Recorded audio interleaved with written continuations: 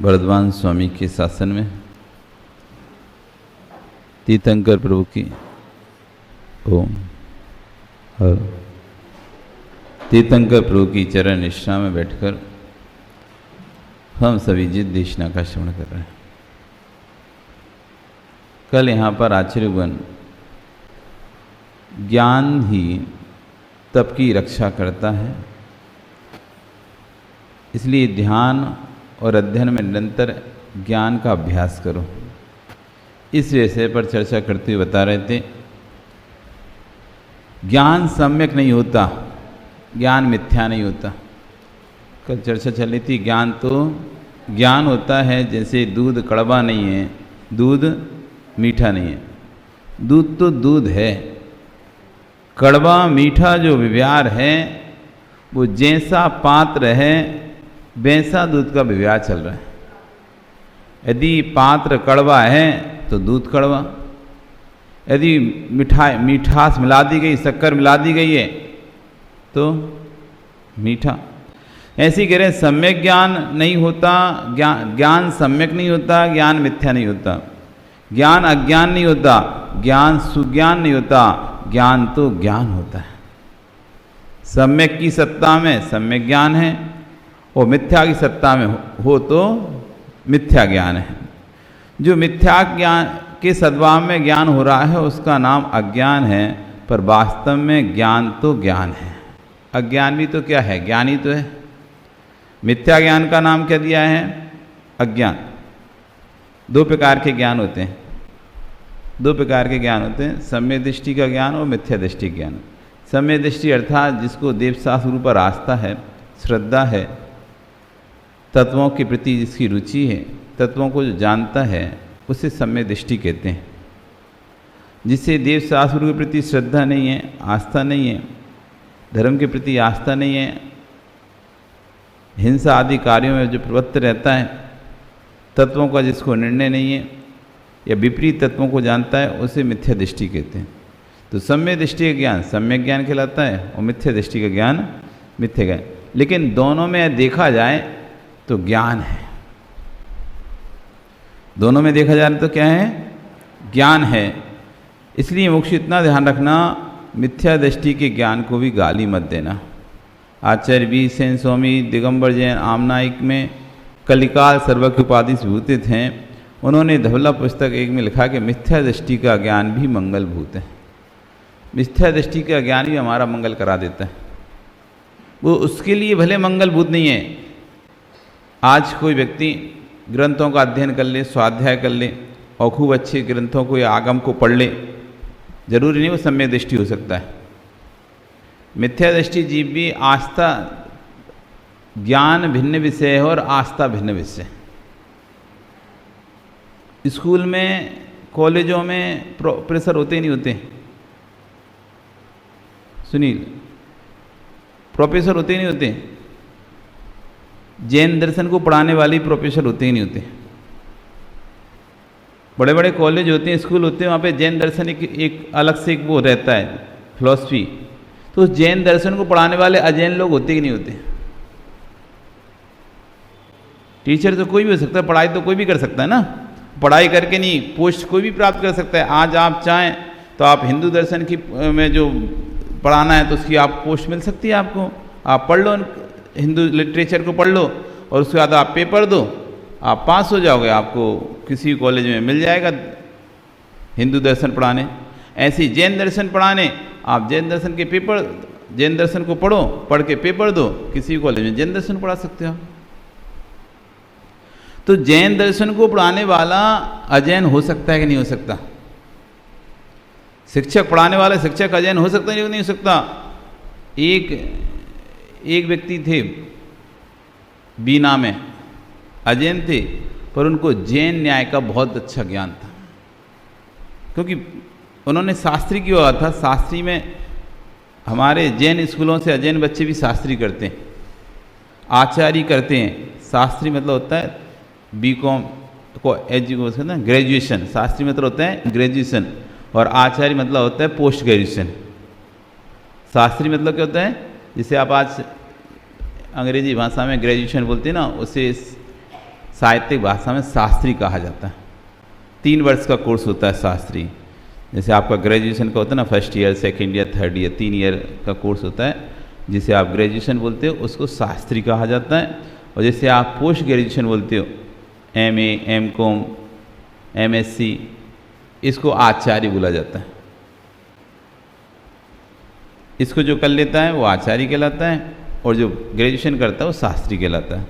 तो जिनको धार्मिक क्षेत्रों में अपना, तो धार्मिक क्षेत्रों में जैसे कहते हैं अमुक शास्त्री, उसका नाम लेकर उसकी शास्त्री, मतलब शास्त्री लगाना मतलब आपने पोस्ट ग्रेजुएशन किया है, और आचार्य लगाना यानी आपने पोस्ट ग्रेजुएशन किया है।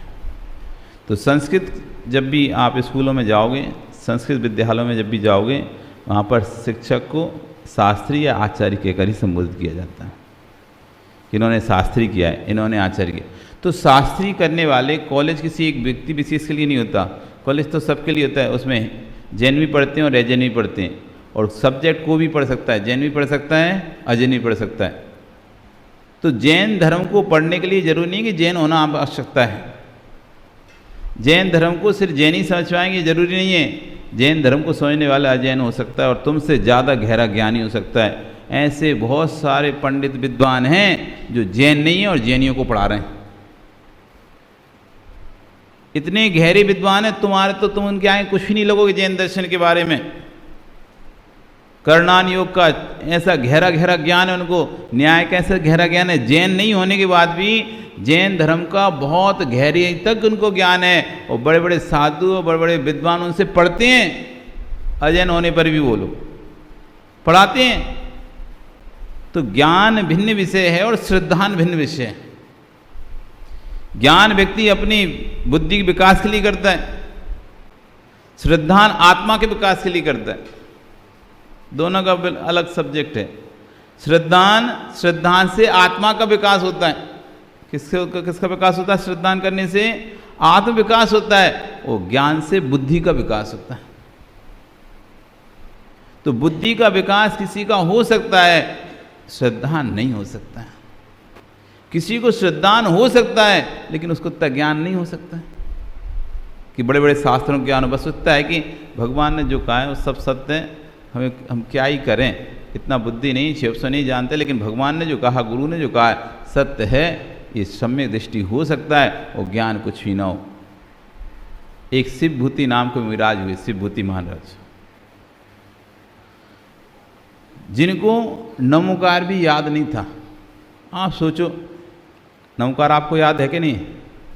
सबको याद है, कोई भूल तो नहीं गया? कब से याद है? बचपन से याद है, अभी तक याद है आपको? याद है कि नहीं? ओ भाई मनन, मनन ही नाम है, क्या नाम है? नमोकार मंत्र याद है? याद है ना? याद है बच्चे नमोकार मंत्र? सोचो, छोटे बच्चे तुमको याद है, वो महाराज थे, उनको नमोकार मंत्र याद नहीं था। इतनी बुद्धि कम थी, इतनी बुद्धि कम थी, इधर याद करते तो उधर भूल जाते थे। अब सोचो, जब जिनको नमोकार मंत्र याद नहीं हो रहा, तो बड़े बड़े ग्रंथ कैसे याद होंगे? नमोकार मंत्र याद नहीं हो पा रहा, तो बड़े ग्रंथों का तो सवाल ही पैदा नहीं होता। पर अंदर श्रद्धांता, भगवान ने जो कहा है अकाट सत्य। एक बार अपने गुरु के पास पहुंचे और आंखों में आंसू भर के कि मेरा कल्याण कैसे होगा, मुझे तो कुछ भी नहीं आता। ये सब और जितने भी साधु हैं तो बड़े बड़े ग्रंथों सबका अध्ययन कर रहे हैं, ऐसे बड़े बड़े ग्रंथों का अध्ययन कर रहे हैं, पर मुझको तो नमोकार मंत्र ही याद नहीं रहता, मैं अध्ययन कैसे करूं? तो गुरु कहते हैं कोई बात नहीं, इतना करो, इतना ध्यान रखो, आत्मा अलग है, शरीर अलग है। कितना ध्यान रखना है? जीवोन्या पुलशान्या इततौ तत्व संग्रह इदं दुच्यते किंचे सोस्तु तस्य विस्तरा। जीव जुदा पुद्गल जुदा, यही तत्व का सार, बाकी तो सब याहू का ही विस्तार। जगत में जितना भी विस्तार है, जितना भी कथन है, सिर्फ दो द्रव्यों पर टिका हुआ है, जीव और पुद्गल, जीव और अजीव। जीव अजीव के अलावा जगत में कोई और द्रव्य ही नहीं है। अच्छा बताओ, जीव अजीव के बारे के अलावा तुम और क्या पढ़ते हो? 7 तत्व पढ़ोगे तो जीव अजीव पढ़ोगे, 9 पदार्थ पढ़ोगे तो जीव अजीव पढ़ोगे, 6 द्रव्य पढ़ोगे तो जीव अजीव पढ़ोगे, 5 अस्थिकाय पढ़ोगे तो जीव अजीव पढ़ोगे। कर्म कांड की चर्चा करोगे तो अजीव की चर्चा करोगे, जीव कांड की चर्चा करोगे तो जीव की चर्चा करोगे, मारना स्थान की चर्चा करोगे तो जीव की चर्चा करोगे, गुण स्थान की चर्चा करोगे तो जीव की चर्चा करोगे, जीव समास की चर्चा करोगे, जीव अजीव की चर्चा करोगे। जीव अजीव के अलावा है क्या जगत में? सारी वस्तु तो जीव अजीव में गर्भित हैं। कोई एक ऐसी वस्तु का नाम बताओ जो जीव में या अजीव में ना आती हो। कोई भी एक वस्तु बताओ, कोई भी एक ऐसा पदार्थ, कोई भी ऐसा शब्द जो जीव और अजीव के अंतर्गत ना आता हो। तो मुंह से बोल रहे हो ये शब्द अजीव। ऐसी कोई वस्तु, ऐसा कोई पदार्थ, ऐसी कोई ज्ञान जो जीव और अजीव से हटके हो, बता सकते हो? इसलिए कहा जीव जीवम दब्बम। ये दो ही द्रव्य हैं जिनको भगवान ने कहा है, मतलब दो को कह दिया तो सबको कह दिया, दो को कह दिया तो सबको कह दिया। जीवोन्या पुद्गलश्चान्या, जीव अलग है पुद्गल अलग है। इत्तौ तत्व संग्रह, इतना ही तत्व का संग्रह है, इतना ही तत्व है। और वाल्मीकि ने रामायण लिख दी, इतनी मोटी रामचरितमानस लिख दिया। एक व्यक्ति उस मानस को, रामचरितमानस को देखकर कहता है कि अरे राम और रावण दो जन्ना, राम और रावण दो लोग, उनके ने उनकी सिया हरी, सिया नहीं सीता, और उनने उनको मारना, और उनने उनको मार दिया। राम और रावण दो लोग थे। रावण ने राम की सीता को हरा तो राम ने रावण को मार दिया। इतनी सी तो थी पोथन्ना कथन्ना, इतनी सी तो कहानी थी, और तुलसी लिख गए पोथन्ना। बात कितनी सी थी? बात मात्र इतनी सी थी, राम रावण दो, पूरी रावण में है क्या? दो बात राम और रावण, पूरी रावण लग गई किसके ऊपर? उनने उनकी सीता को हरा और उन दोनों को मार दिया। इसी बात को तो दिखाने के लिए कोई रामायण लिखी हुई। तो ऐसे ही कह रहे हैं जीवोन्या पुद्गलश्चान्या, जीव और पुद्गल बस दो ही तो जगत में चीज हैं। ये अन्य अन्य हैं, जीव भिन्न है, पुद्गल भिन्न है। इन दोनों को यदि आपने समझ लिया है तो आपने पूरे जनागम के सार को समझ लिया है। तो गुरु कहते हैं भैया कुछ चिंता नहीं करो, तुम इतना ही सोचो, शरीर भिन्न है और आत्मा भिन्न है। कितना सोचना है बेटा? सुना होगा था? आती है समय सार में? कोई गाता नहीं आती? शरीर भिन्न आत्मा भिन्न, भूल जाते थे।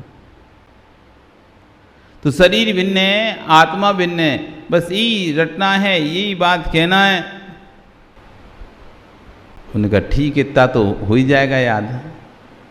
अब वो रट रहे हैं, शरीर भिन्न है आत्मा भिन्न है, शरीर भिन्न है आत्मा भिन्न है।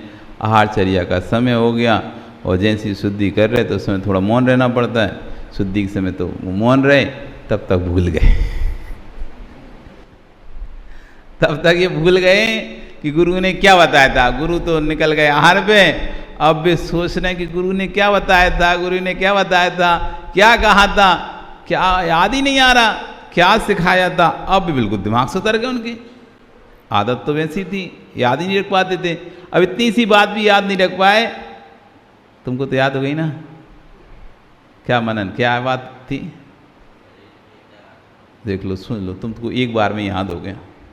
वो इतना रटे तब भी याद नहीं। अब सोचो बुद्धि इनकी कितनी कम होगी। ऐसे व्यक्ति का ही मोक्ष जा सकते हैं क्या? इनको कुछ भी याद ना हो, कैसे जाएंगे? हाँ, तो मोक्ष जाने के लिए तो ध्यान करना पड़ेगा, ग्रंथों का अध्ययन करना पड़ेगा, तब तो मोक्ष जाओगे ना। ऐसे ही चले जाओगे? कैसे जाओगे? इतनी बुद्धि का शिवसम कम था, शरीर भिन्न है, आत्मा भिन्न है, इस बात को भी भूल गए। अब आहार पे निकल रहे हैं, पर दिमाग में यही चल रहा है, गुरु ने क्या बताया था, गुरु ने क्या बताया था, गुरु ने क्या बताया था। और तभी चलते चलते देखते हैं कि एक माँ दाल को अलग कर रही है, छिलके को अलग कर रही है। क्या कर रही है? दाल अलग कर रही है और उड़द की दाल को अलग कर रही है और छिलका अलग कर रही है। तुस यानी छिलका, मांस यानी उड़द की दाल। मांस नहीं बोल रहे, मांस अलग होता है, मांस अलग। मांस तो होता है किसी जीव का कलीवर, उसे कहते हैं मांस। ऊपर बिंदी रखी होती ना, वो मांस होता है। और मांस यानी होती है दाल उड़द की। तो उड़द की दाल को अलग कर रही थी और छिलके को अलग कर रही थी। तो तुस को अलग कर रही थी, मांस को अलग कर रही थी। जैसे उसे देखा, अरे यही तो गुरुजी ने बोला था, ये शरीर छिलके के समान है, आत्मा दाल के समान है। छिलका अलग है, दाल अलग है, शरीर अलग है, आत्मा अलग है। इतने तो बताया था। तो अब भूल ना जाए, तो शरीर आत्मा तो नहीं, तुस भिन्न है, मांस भिन्न है, दाल भिन्न है, छिलका भिन्न है। अब भैया आहार पे नहीं जाएंगे, कहीं फिर भूल गए तो। वहीं अंजलि को छोड़ा और एक चट्टान पे जाकर गुरुजी ने कहा था, बस इसका ही ध्यान करो, तुम्हारा कल्याण हो जाएगा। बस तुस मांस घोषण, तो वो तुस भिन्न है, मांस भिन्न है, तुस भिन्न है, मांस भिन्न है। उस पाठ को करते करते करते करते इतने आत्मा में लीन हुए, इतने आत्मा में लिए। तुस मांस घोषंतो भाव विशुद्धेन से भूई मुनि केवल नाणी फुड़म जो। उस तुस मात का पाठ करते करते इतने अंदर लीन हो गए, इतने अंदर लीन गए, आत्मा भिन्न, शरीर भिन्न है, ऐसे लीन हुए कि अंतर मुहूर्त में केवल ज्ञान को प्राप्त कर गए। गुरु गुरु ही रह गए और चेले केवली भगवान बन गए। अंतर मुहूर्त में केवल ज्ञान हो गया, पूरा द्वादशांग भाव शुद्ध उनको हो गया। जिनको एक नमकार याद नहीं होता, आप चराचर पदार्थों को, संपूर्ण द्रव्यों की संपूर्ण पर्यायों को युगपत एक साथ जान रहे हैं। इसलिए ज्ञान भिन्न विषय है, श्रद्धान भिन्न विषय है। ज्ञान नहीं हो चल जाएगा, थोड़ा ज्ञान हो तो भी चल जाएगा, लेकिन यदि श्रद्धा नहीं है तो बहुत सारा ज्ञान होगा तब भी नहीं चलेगा। इसलिए ज्ञान पर ज़्यादा नहीं, पहले श्रद्धान को ध्यान रखना चाहिए। श्रद्धान के बाद जो हम ज्ञान करते हैं, वो ज्ञान हमको केवल ज्ञान के ऊपर लेके जाता है। तो कह रहे हैं कि मिथ्या दृष्टि को भी ज्ञान हो सकता है। ऐसा नहीं समझना कि जिसको ज्ञान है वो सम्यक दृष्टि होगा। आचार्य यहाँ क्या समझाने की बात कर रहे हैं, ये मत समझना कि सामान्य ग्रंथों का ज्ञान हो जाने से कोई सम्यक दृष्टि हो जाता है। ग्रंथों का ज्ञान रखने वाला भी मिथ्या दृष्टि जीव हो सकता है, पर मिथ्या दृष्टि जीव को वो ज्ञान उसके लिए कल्याणकारी नहीं है, लेकिन वो ज्ञान दूसरे के लिए मंगलभूत है।